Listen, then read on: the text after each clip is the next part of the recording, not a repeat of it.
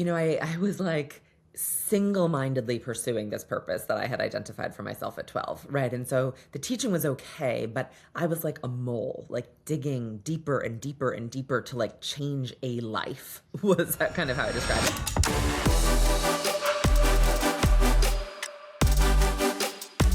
Hey everyone, it's Tony Will. Man, I am so excited for this episode of Women In. And before I hit record, we were having a great conversation, so I cannot wait for you to meet her. But first, let me tell you what you're listening to. Women In is a podcast that celebrates women from all walks of life and the people who uplift them. Each episode features incredible voices from my world, sharing stories that spark inspiration, challenge the status quo, and remind us that empowering women empowers everyone. This is a bold, curious, and uncensored space where disruption is welcome, forward thinking is encouraged, and change is the goal. I'm passionate about breaking down barriers, not just for us, but for the next generations. Whether our paths cross professionally or personally, these conversations matter. Let's dive in and celebrate the power of connection, growth, and the people who are shaping our world. And this woman is definitely one of them. Nell, 3D, and yes, she has 3D last names. Derick Debevoise. See, I did it wrong. Nell, say it for me. Debevoise. Debevoise. See, I knew I'd butcher it. And Dewey. So Nell, say it all together for everyone. I am Nell Derick Debevoise Dewey, but very truly respond to friends as Nell 3D. Awesome. She is a subtraction activist, leadership strategist, and Forbes Leadership senior contributor who believes the most radical thing a high-achieving woman can do today is stop. Not quit, but stop adding, fixing, and pushing, and start subtracting what's in the way of the success that actually matters. Nell works with leaders at organizations like Google, Bank of America, and the National Park Service, helping ambitious, big-hearted people build success that feels as good as it looks. She's the creator of Lead in 3D and Stop, Drop, and Roll method, as well as Subtract to Succeed, a Substack newsletter with thousands of readers doing this work in real time. She holds degrees from Harvard, Cambridge, Columbia, and London Business School, but has learned her most potent lessons from horses. Oh my gosh, wow, what an impressive bio. Hi, Nell. Hi, Tony. Oh, it's so awesome for you to be here, and I apologize. I warned her up front that I would probably butcher the name, but I tried, and she's not the first. The effort, that's why we're Nell 3D. If I'm a subtraction strategist, I got to take away some of those syllables. I know, I love it, and I'm a big fan of alliteration, as my listeners know. So I was like, yeah, let's bring Nell on the podcast. One of the first questions I like to ask, because I always find it fascinating how people come into each other's lives, especially women, because a lot of this is about saying yes. So how did you and I get connected? Podmatch, the magic of Podmatch, so good. I'm working toward a book, as I know you are too. And so a few things, obviously platform, trying to get the word out and the work out. And so jumping in to find like-hearted, like-minded people. And two, I'm a very verbal processor. And so actually, I'm a speaker, but when you're speaking on stage, there's a slightly different arrangement with the audience. And so podcasts with smart, thoughtful hosts are a really phenomenal way for me to kind of work through this thinking for the book and hear your questions about what lands, what's helpful, and what's confusing. So Podmatch is just miraculously passing me all these great connections. Yeah, it is. So people are like, what the heck is Podmatch? It's basically like Tinder for podcasting. Fair. I kind of. We swiped left or right, or which I don't know which is yes, but we swiped that way. Yeah. And so what you do, you can go in two different ways too. You can be a podcast host and look for guests, or you can be a guest and look for hosts. I do both. And it sounds like you're a guest looking to be on podcasts right now. Yeah, and exactly. I love your explanation too. I mean, in terms of being someone that wants to process by speaking and seeing what lands and seeing what doesn't as a thought leader. Yep. I added the last part, but the Thank thought you. leader I'll part. take it. I'll take it. I work with a brilliant coach and writer and thinker in her own right about being a recognized expert. And she calls us thinking leaders, which I love. I love gerunds, right? Like I love alliteration as well. But I think gerunds are so, they're action oriented. And so it's not like a static, dead thought. It's thinking, which is why the podcast conversations are so helpful. I love that. That right there lands really well. So, who's your coach, by the way? Let's give her a shout out. Dory Clark, she deserves all the shout outs. She's brilliant. And this program called Recognized Expert is kind of her B2C anchor program with a really beautiful business and impact model, in my opinion. It's plus or minus $2,000 to join the course, which is all self-paced, really robust. She's been doing it for a while, so there's a lot in there, a lot of pre-recorded modules on thinking leadership and building a reputation, publishing in established outlets, building your network, so on and so forth. But the course is actually a lifelong membership to this community. And then monthly, there are live sessions for anyone who's ever done the course. I think it's currently 1,000 people or so. And, one was on YouTube, one was on Substack, one is on AI and how to use that in your business and thinking. So anyway, it's just this great array of all the things we need to know as thinking leaders to get our ideas out there. And then I'm going to her in person in September for this community. I think it's limited to only 60 of us or something. But she's a powerhouse. She has a new book coming out as well. I don't know that she's announced the title. It'll be great. I'm sure. Yeah, it sounds like it. Well, so clearly you're a learner. You're someone that likes to learn. Guilty. And I mean, guilty is charged. Guilty and in debt. Yeah.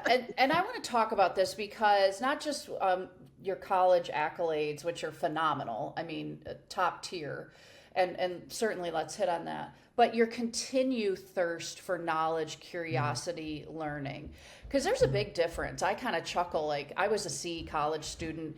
But if I went to college now, oh my gosh, I'm such a different person than I was 25 years ago. And I feel like I'm stating the obvious, but that's not true. I read a recent statistic that less than 10% of C-suite leaders are actively learning. And statistics are what they are. I mean, you probably could Google anything and find any statistic on anything. But tell me about that from within you. What is that hardwired wanting to learn and continuing to learn? What is that about? So look, like so many strengths, it is double-edged. And so the positive thing that I'm so proud of and grateful of is that, I'm just like, I have no end of thirst, as you said, willingness. I think there's a humility to it that I'm always wanting to learn more. The shadow side is that I'm always wanting, maybe feeling like I need to learn more before just doing the thing, right? And so that means time, money. There's some implicit self-doubt in there, that I think shows up. So good news, bad news. Yeah, I resonate with every single part of that. It's interesting, and because I'm going to ask you, and I can ask you now about books you recommend, but I read my age every year, and so this is one of my goals, and I love it, but it's like, people are like, well, what do you do with all that knowledge? And I'm like, well, some of it's fiction. First off, it's like vampire smut. Second of all, I don't do something with all of it. Sometimes I hate the books, but there is this, like, what am I chasing kind of thing? Like, that, what you said, that implicit self-doubt, like, what am I going to learn? What's that nugget I haven't let planted? And so, I guess, do you ever feel like you've quenched your curiosity thirst yet? Do you ever? No. Certainly not. And I think it's part of what makes me so well equipped to do my job of being a subtraction activist, is that I have this hunger and, I would say, a skill for curation. First of all, kind of like, I think I have a really good BS filter. And so I've gotten really good at trying a ton, really unapologetically junking quickly what isn't adding value or just resonating with me from a values perspective or a style perspective, and then pulling the nuggets from the pieces that are really good, right? Whether it's Dory Clark, recognized expert in wholesale, 1,000% glad to pass her on, or whether it's, the piece of Atomic Habits pieces, there's a lot in there that are excellent, and the parts that are a little bit problematic in my experience, like stacking habits, which becomes a Jenga tower of overachievement and gold star addiction that is really not healthy, and so I think as a subtraction activist, I'm able to kind of provide both that approach, right? Because my filter is not going to be the same as your filter, but also for the clients who I really do work with most deeply, we are pretty aligned in that way. And so I can serve up this very curated buffet of the killer apps, in quotes, not necessarily apps because we all have plenty of those, but the gems and the elements of wisdom, of knowledge, of technique, of tool that make for a not overwhelming, successful, satisfying life. Yeah, I want to go back first before I hit on the present, because I want to hear about what makes Nell Nell. And by that, I mean, you tell me about what led you professionally or personally to become a subtraction activist and coach. So what has been your career and your learning journey that's deeper than what's in the bio? Yeah. Well, so I'm 12 years old and I'm Oh, not graduating. now. Not now. She's not everyone. No, no, Okay, not got now. it. Got Just to be it. clear, in case you can't see my Yeah, little eye wrinkles. if you're listening.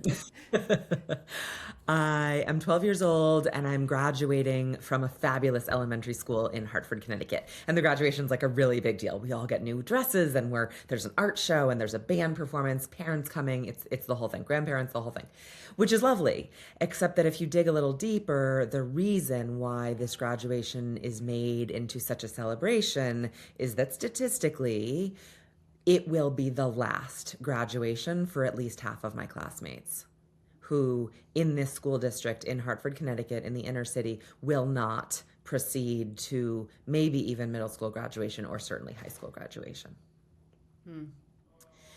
My mom was a self-employed massage therapist and didn't have a ton of financial security or means, but she knew, having grown up in the neighboring town, that 400 yards west was the other side of an arbitrary line down the middle of Prospect Avenue, which was West Hartford, with nationally recognized public schools. So she got it together and moved, and we moved.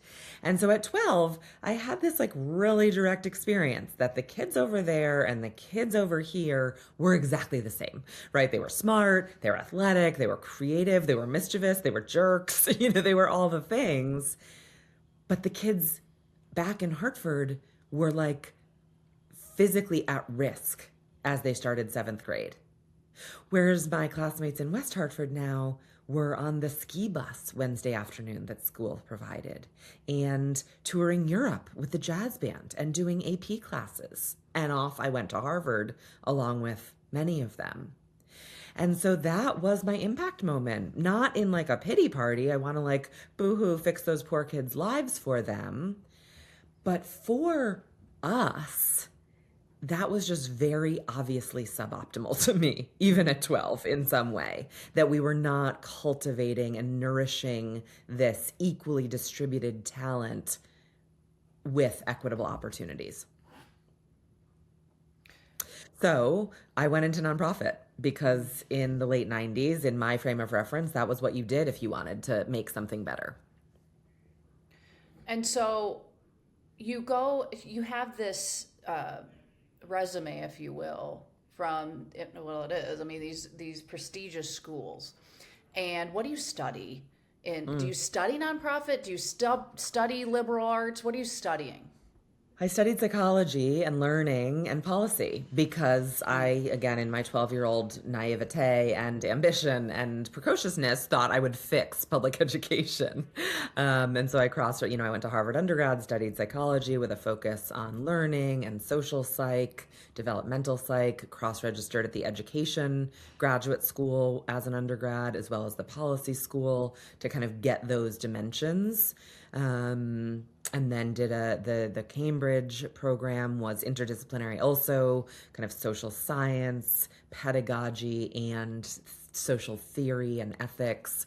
To your point earlier, I was 2 years out of undergrad at that point and had been teaching English for 2 years at pretty commercial applications, a year in the private sector, a year in the French schools, but neither of those were like the real intellectual challenges that I was looking for. And so it was great because I went back to that master's really hungry to learn and conscious of the richness of the resources I had at hand at Cambridge. Whereas frankly, at Harvard, as you were saying, like 18 to 22, I'm not sure that I was fully juicing that lemon for Yeah. all the schools I could have gotten. Yeah.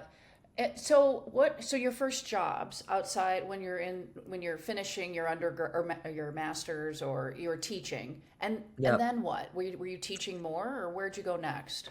No, so by the end of that decade, I spent 5 years helping to start a program for refugee women and children and youth in Palestine, and a few other programs that we tried to expand around the region of the Middle East.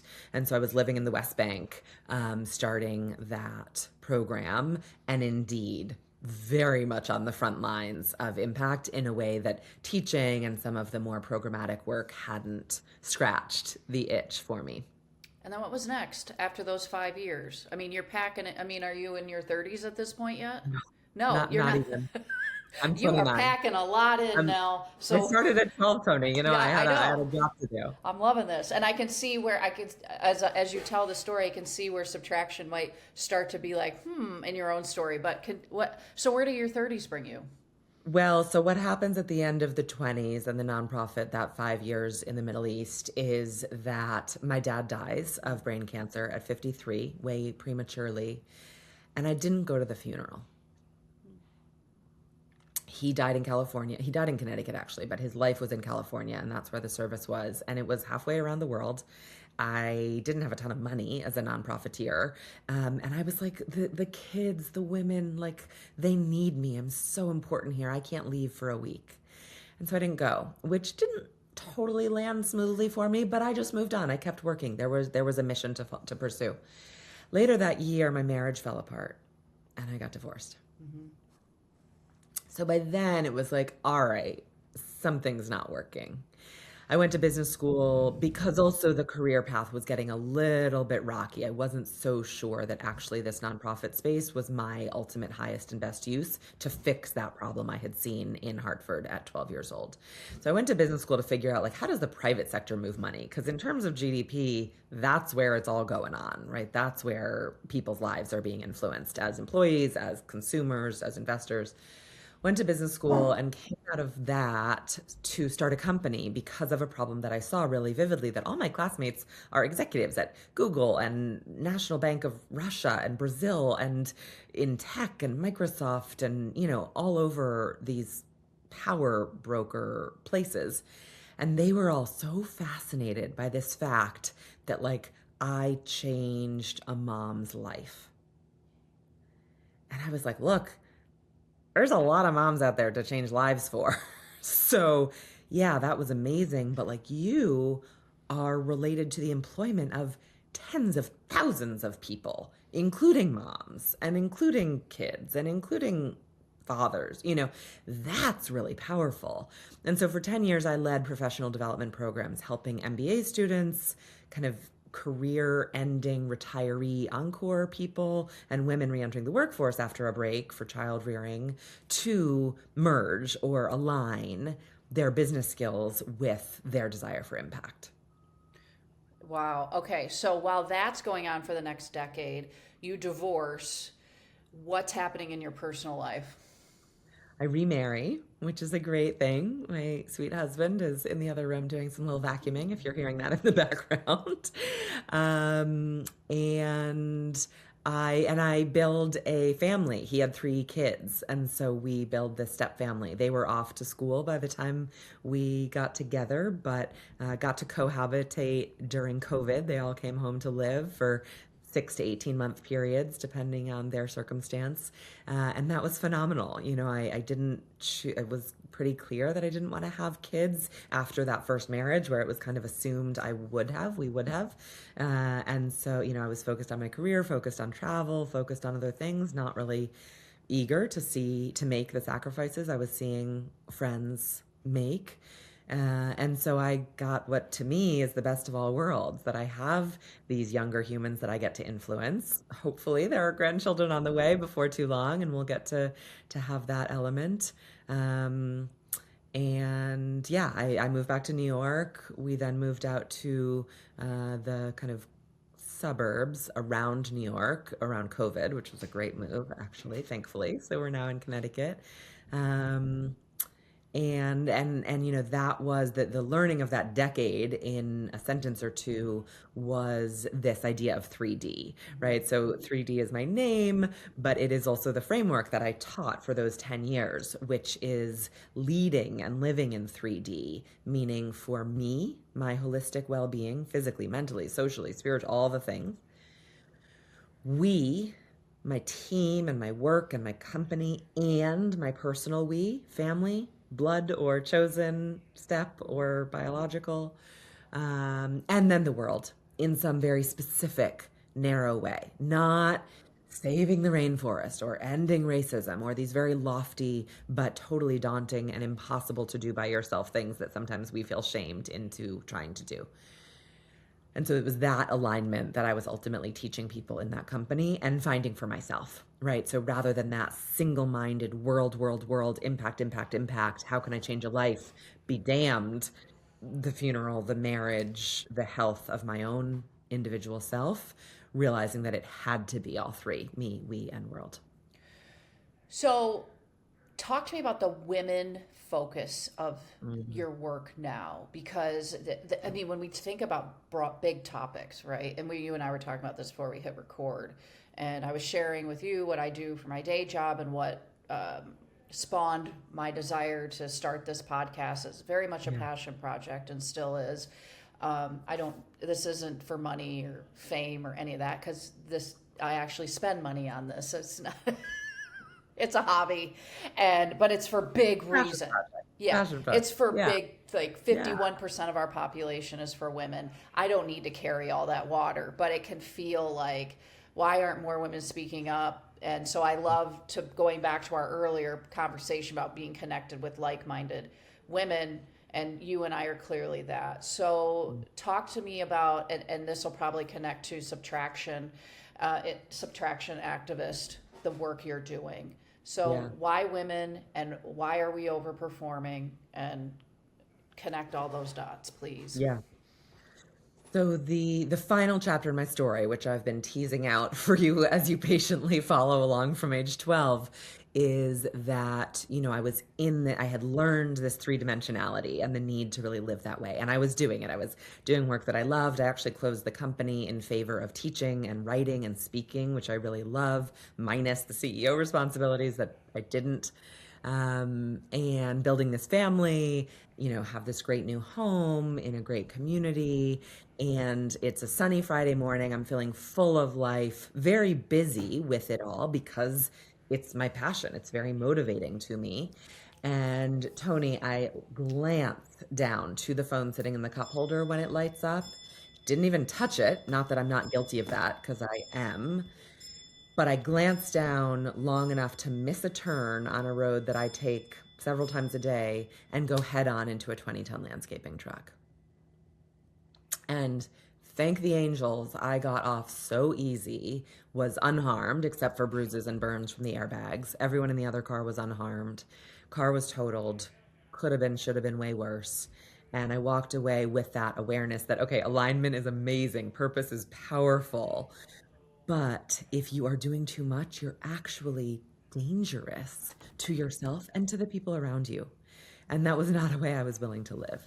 And so that was the second that kind of put this subtraction label on something that in retrospect I had been doing since I started my career of as I said earlier, letting go of the classes and books that don't resonate, letting go of the jobs that don't work, the relationships even that aren't working, right? I actually am quite um, somehow immune, it seems, to the force of inertia in some way, and quite good about cutting the thread. Again, not always a strength, probably some shadow side there too, Sure. but that accident, that moment really crystallized this idea that we need to subtract. Why women? Because women are, most women, some women, many men who also have this passion to leave the world better than we found it. Mm-hmm. We are helpers. We are wired because of our biology, because of our socialization, to see the full system around us. And we are so overstretched right now because the system is in really bad shape. All of the systems are in really bad shape. Our physical bodies, our families, our communities, our nation, our companies are being disrupted in so many ways, our economies, local and global. Like, there's a lot that needs helping and healing. And so, as women, we have been trained and incentivized to overwork and over prepare and try a little bit harder, backwards in heels, to keep up with the default version of leaders who claim and earn power, claim and are given power and reward and financial, success. And so we do more because that's what we've been taught to happen. The problem is that there's a law of diminishing returns. It's an economic law. It's not my opinion. It's not a trend. When you keep doing the same thing, it flattens out. So when it flattens out and the rewards stop coming, we lean in, we push harder because that's what we've been told and rewarded for doing. And it doesn't work. So actually, the secret to unlock that next level and the impact that we care so profoundly about having is to really carefully, really intentionally, not with rigid boundaries or letting them or building a 4-hour work week so that we can go learn to surf in Bali, but really systematically thinking about what actually achieves the impact we care about having and just doing that. So, what are some common things you see women in particular overdoing or overperforming or over responsibility, over committing, that Yeah. you see patterns in the and something that as people are listening to this they can resonate with and say, oh, oh, that might be me, and start to Yeah. consider looking at this and saying, yeah, I want to subtract, fill in the blanks, because it's Right. multiple things, I'm sure. Oh, yeah. There's two big categories, though. So it's a great question, right? Because it can be daunting and scary and new and unfamiliar. So the first category is really that over effort. And, we need to be really gentle with ourselves. I like to first, before anything, remind people that the infrastructure of always more, always on is so powerful. Like the best behavioral scientists and engineers and coders and advertisers in the world spending billions, probably trillions of dollars convincing us to over effort, that more is better at home, in our bodies, as parents, as employees, as leaders, right? The 22 things you should do to be a better leader, the 3 ways to support your team, the 28,000 grams of protein you need, and 30,000 ounces of water to be a relatively well balanced human, right? These things, these messages are so loud. It's a bit much. And so we have to do the not easy but simple work of figuring out, which is a journey, what actually works for us.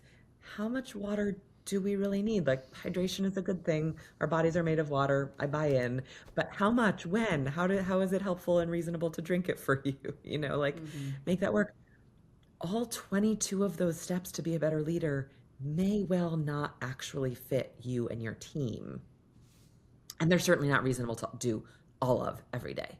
So, what are the 2 things that are maybe a blind spot for you or are a natural strength that you can triple down on, right? But so I can't tell you what to do. This isn't a prescriptive Right. list. That's exactly what I'm working against.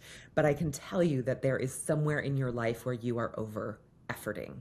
And again, the juice just isn't worth the squeeze. Nobody's reading the 7th appendix on that report because they're also busy and overwhelmed. So don't stay up till 1 a.m. building it.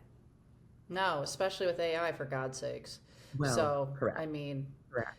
like, And though, be careful, so use AI as a tool, not as yet another part of the infrastructure to do more because, oh, it's so easy. Oh, it's right. so quick. I'll just spin it through here and churn out mediocre slop, as we're calling it, because I didn't have time to reread the one document that actually mattered. I churned out 8 documents that aren't great and then didn't have time to reread them and make them human and wise. Yeah, it's funny about AI. I interviewed another podcast guest. We were talking about it, and he, or maybe it was when I was at a conference.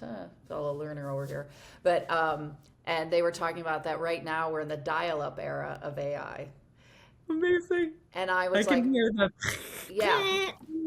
And remember, I mean, you think about where we were at back then. I was in college, and just thinking about how far we've come, and AI is the same thing. Not that we would need to get on a whole AI kick, but it's a tool, and it can help you subtract, but powerfully. yes, but I love the answer. Not that I was testing you, but because as I was thinking about this, it's not prescriptive because everyone's life is different, and so it can't just be okay, your 28,000 grams of protein you need to hit a day. That's the thing you subtract off your list. You Or, might need to eat more protein. right. Or for me, I'm someone, and I talk about this when I'm giving speeches, but I talk about how I quit drinking 5.5 years ago. And I subtracted that out of my life, gave myself about 800 hours back a year on average when you look at thinking about drinking, actively drinking, recovering from drinking. And now I've got this time to do all these things I've built or write a book or, all the things I'm working on, right? So that's for Tony Will. That doesn't mean Nell is like, oh, Tony did that, so there's the prescription, I'm going to quit drinking. Correct. So Correct. it's not a one size fits all. No, not at all. That's one of the actually kind of overarching biggest subtractions that I talk about is one size fits all anything. Protein amounts, water amounts, leadership styles, exercise, parenting, like none of it is one size fits all. And it links to the second big category that I do want to make sure to call out, which is unhelpful thinking. And this doesn't sit on your calendar or on your to-do list. I've yet to meet a leader who's like, oh, beat myself up about behavior in said meeting for 20 minutes after said meeting. No one writes that down, but don't lie to me. Maybe it was 2 minutes, maybe it was 20 minutes, maybe it was 2 days. You've beaten yourself up about behavior on the stage or in the podcast or in the interview or at dinner. And look, I am a very reflective person. That is an important part of the subtraction sequence that we can get to. And we all know if we're really present with our bodies and our minds when reflection and learning turns into rumination and anxiety and self-beating up. Yeah. So don't do that.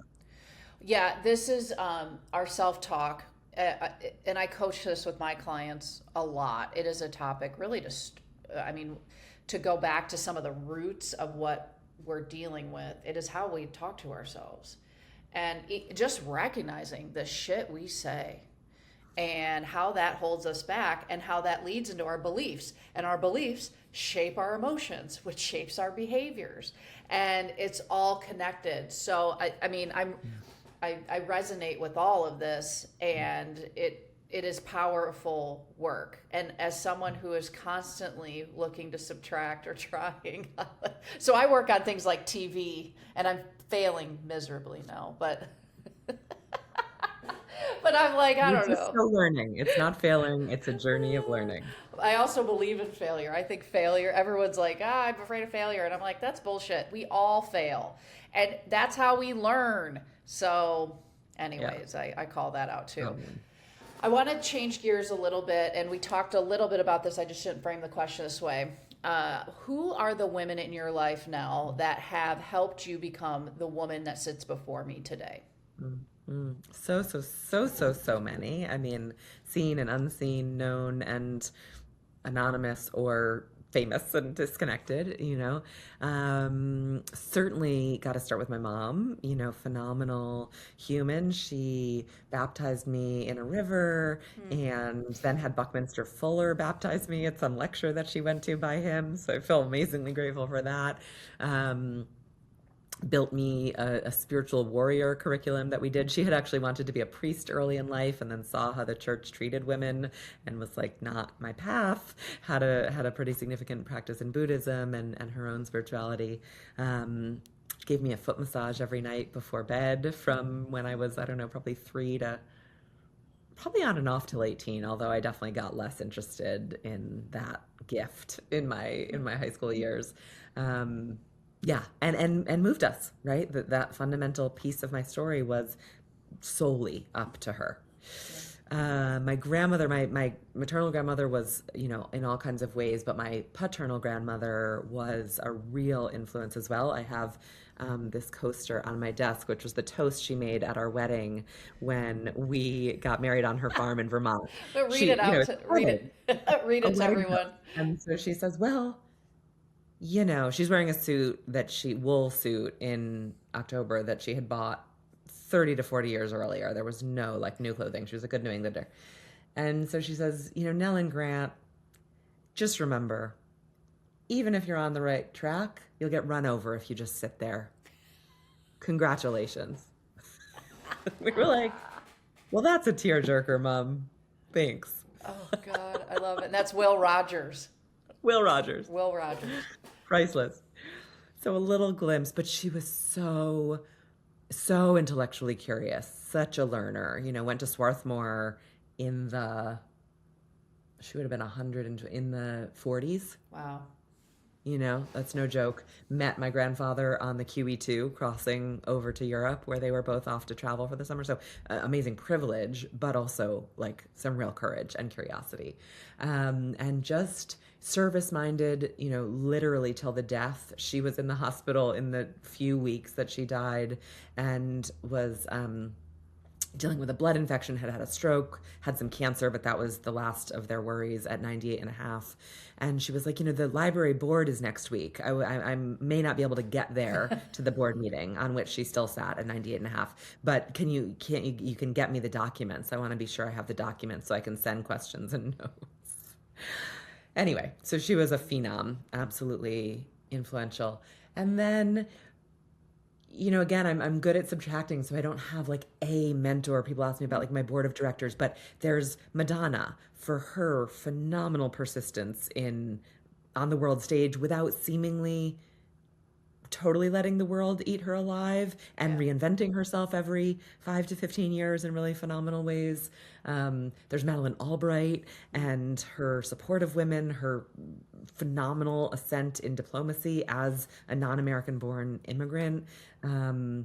Hilda af Klint is this artist who sits behind me and was Swedish and classically trained and then developed this deeply spiritual practice of art, which she knew the world wasn't ready for. And so she told her nephew to cloister her whole body of work for 50 years after she died when she thought maybe the world would be ready. So women friggin' everywhere. All the women I coach and are living such intense, demanding lives that I frankly have never had the gumption for. I mean, I've been through a lot. I work hard. And because of my abilities to subtract, some of my early lessons around alignment and 3D balance or integration, I have chosen, as I said, not to have not to have kids of my own and do that, not to have corporate jobs and do that.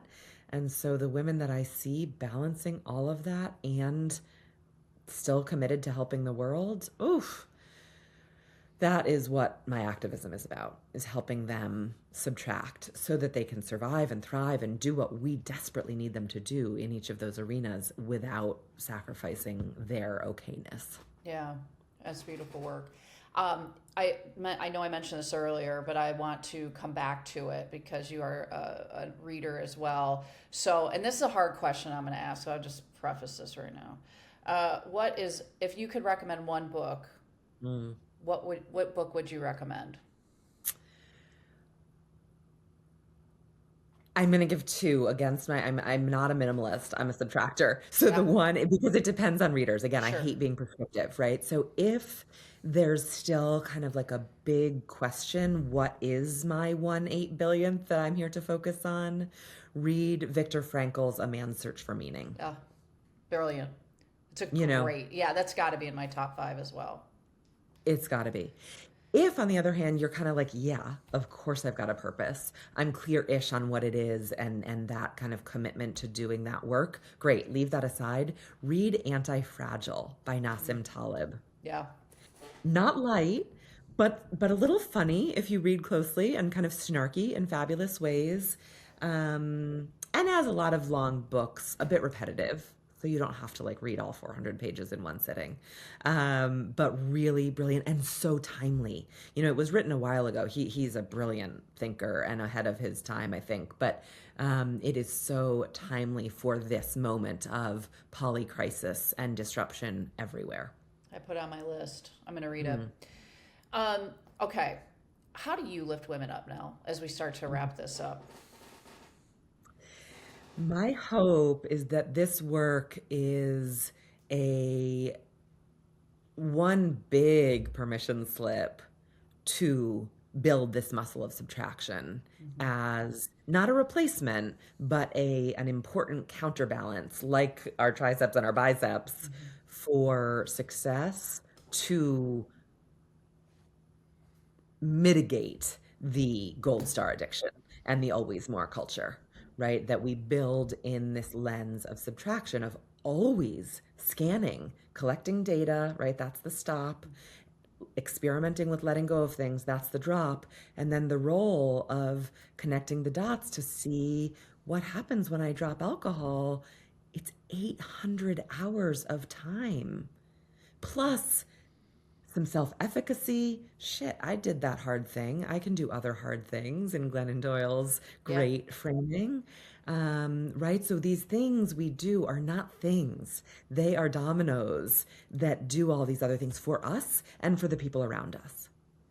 So that's the lift up, is like, we need you at your best, finding joy, finding rest, not indulgent, not naive, not irresponsible, not distractions, core pieces of the strategy to do this work, whatever it is your work to do. Yeah. Yeah. I couldn't have said it any better.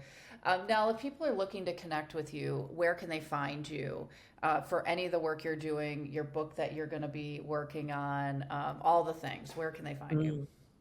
So Subtract to Succeed is my Substack.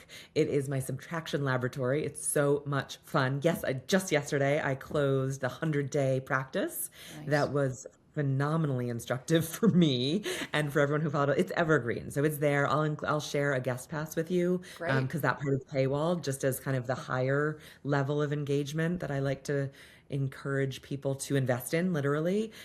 If and when the cost is any barrier, I just send a guest pass and I'll start people off with 90 days as your listeners.